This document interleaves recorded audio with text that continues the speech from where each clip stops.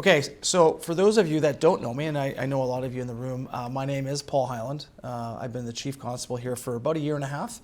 And on Saturday, I'll be celebrating my 30th anniversary as a police officer here in the city of New West. So if you'd told me 30 years ago I'd be up here talking about e-scooters ripping around the city, I would have, not sure if that's the case, but here we are. Again, I don't have a prepared presentation. I just want to talk a little bit about what we are seeing from the police side and certainly what we're doing. It's been made a little bit easier for us now that the city has not opted into the pilot program. When people talk to me and to my department about what are we doing about educating the public, e-scooters are illegal, right? That's the easy answer.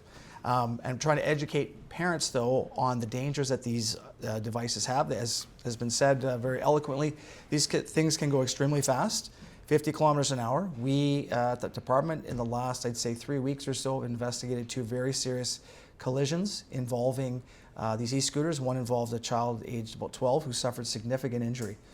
Thankfully, we'll survive those injuries and be okay, but you're talking about 12. We don't let 12-year-olds drive cars, and we see them now everywhere in the city. The proliferation of these devices is concerning, but I think the reality is that they're here to stay.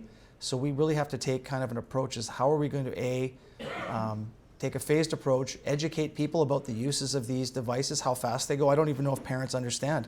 I see kids riding these things all the time with the helmet tied around the handlebar. Well, that's not going to do much good there. All the way up to actual enforcement. And when I talk about enforcement and the education, what we're really looking at doing is dealing with behavior. We're not going to stop the use of these e-scooters, certainly not by, the police are not going to stop the use. And I think there's actually some valid uses of these e-scooters when they're used in the proper manner.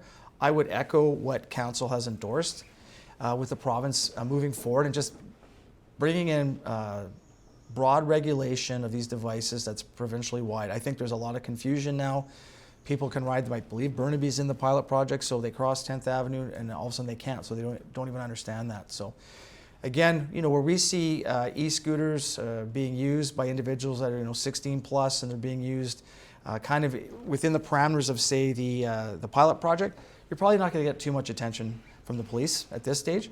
But certainly if we see them being used dangerously, if we see them being used on sidewalks at excessive speed, being used by individuals under the age of 16 or without helmets, that's going to catch our attention. And again, I would say that the start point is education, certainly for youth. We're not looking to ticket young people riding these things. But certainly if we see dangerous behavior on sidewalks or anywhere in the city, that enforcement could be an option. To the point that was raised about what that enforcement looks like, I think the ticket is, there's not a regulatory framework, a really strong one there, as far as a ticketing, violation ticket process. So I don't know if it's really going to have much effect. Again, enforcement, it's part of the solution, but I'd suggest a very small part of it. And again, just talking about resourcing, the reality is, unless it's really dangerous behavior, enforcement of e-scooters in the city, it's not going to be at the high list for the other things that we have going on in the city. I just think that's important to flag that.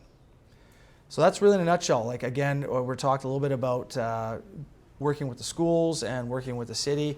We're also participating and assisting with Vision Zero, which I think is a very noble goal. I think that's something we should all be aspiring to, is reducing traffic collisions and certainly those that cause injury and death. And with that, I'm happy to take any questions from anyone that has a question about the police's role in e-scooters. Any stats on the amount of interaction between e-scooters and seniors? No, I wouldn't even have stats for you on enforcement, because the way our systems are set up, I don't even think e-scooters are like a category. So if one of my members writes a ticket to a person in a motor vehicle, that's categorized motor vehicle, motorcycle, bicycle. But I don't think we've even evolved to the stage where that's an actual category. So to Vic's point, the data sets just aren't there. I couldn't even tell you how many tickets, violation tickets we've written to people using e-scooters, and I certainly wouldn't be able to break it down to interactions with people in different age categories. Can we do that under the municipal? I would probably defer to my city colleague about that. I don't know what, I would think that the municipality may have some regulatory framework, but again, I think it's the province that really needs to step up here, because again, you could have municipalities doing it all different. Different municipalities have different rules and regulations.